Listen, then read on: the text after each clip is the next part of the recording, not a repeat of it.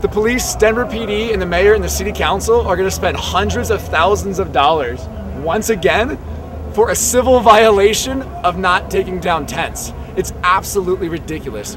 Denver is now going to spend over $1 million because of tents for a fine that is probably less than $100. If they would instead, and if Mayor Hancock and the city council and DPD would instead invest that money in the local community, they could house all of the homeless population in Denver for a year. But instead, they decide on this: riot police. They're gonna tear gas us, they're gonna mace us, they're gonna hit us with batons and pepper spray us, all because of our First Amendment right, our freedom of speech. To take away the protection from the elements and a symbol that the occupation finds important, it only makes us angry. It only makes us want to fight back at you for taking away our First Amendment rights of having a symbol to describe our grievances. It's not going to stop. If we can find a way to negotiate this topic, I think you'll find it in your benefit and in ours, and hopefully that's the case. And if you're not allowed to have tents in the middle of a housing crisis, for a lot of us that shows you're not allowed to have anything unless you have considerable amounts of resources and a really viable job and a really viable future, and you can afford a house. Then you're just going to be left out in the cold, literally. Not even one of the smallest structures that we can provide is lawful. It's symbolic of the plight of a lot of brothers and sisters in Denver who are homeless.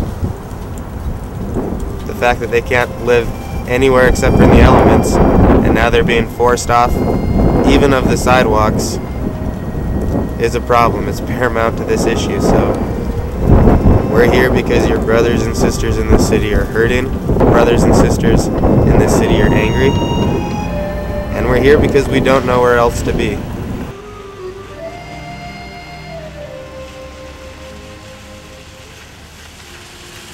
Thank God it's not raining or snowing.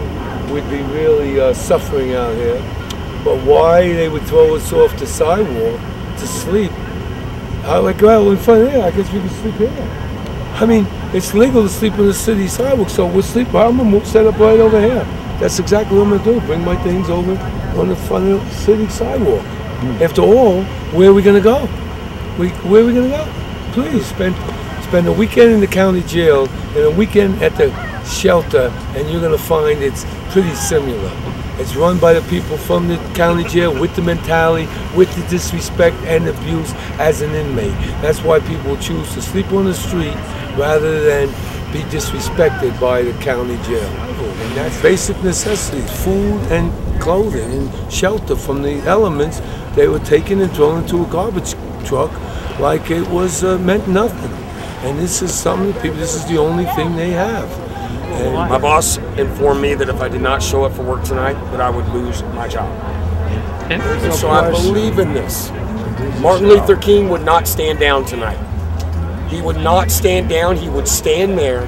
He would sit there with his brothers and sisters.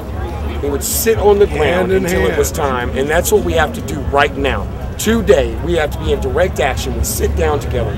We sit here and we hold hands, and we let them take stuff, and we let them take us. But the next day we come back, and we can honor those like Martin Luther King, who stood and sat in peace, who lost their lives for human rights. And I'm worried about going to jail overnight. Who am I? What has become of me? So I will lose my corporate job tonight, the one that pays my bills, that feeds my son, because I believe wholeheartedly in my heart that nothing will change if I sit on my couch.